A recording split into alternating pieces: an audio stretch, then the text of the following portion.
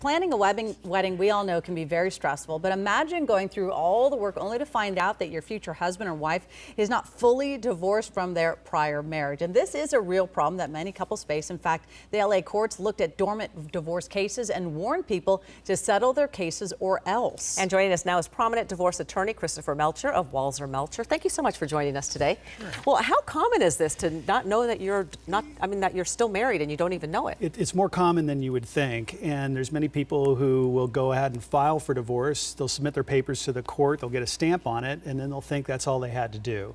But it's easy to get married, it's hard to get out of one, and so sometimes we see people who will think that they were divorced and go ahead and marry somebody else. Oh, so is that marriage legal? No, it's bigamy, actually. Ooh. So it's actually a crime to be married to two people at the same time in California. And so now we have problems where you could have two spouses, one that the real spouse, and then what we call a putative spouse, the new one that they have obligations to. What is the missing piece to a divorce that people are missing? So what they need is a piece of paper from a judge stamped saying your marriage is dissolved. Ooh. And so that's usually going to come months and months later after the case has started.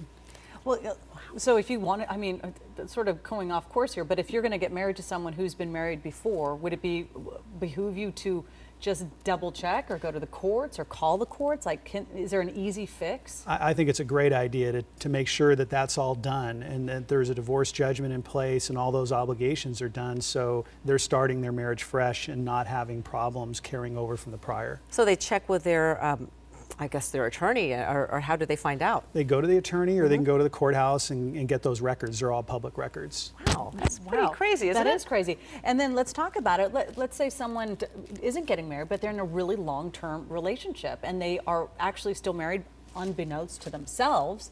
What could happen in the event that they passed away or something? So there could be all kinds of problems with inheritance rights.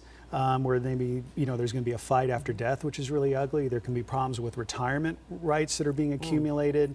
So this is a mess where everyone really needs to take a look at that. That's a pretty scary situation, isn't it? I guess the solution would be not to get married at all. Yeah.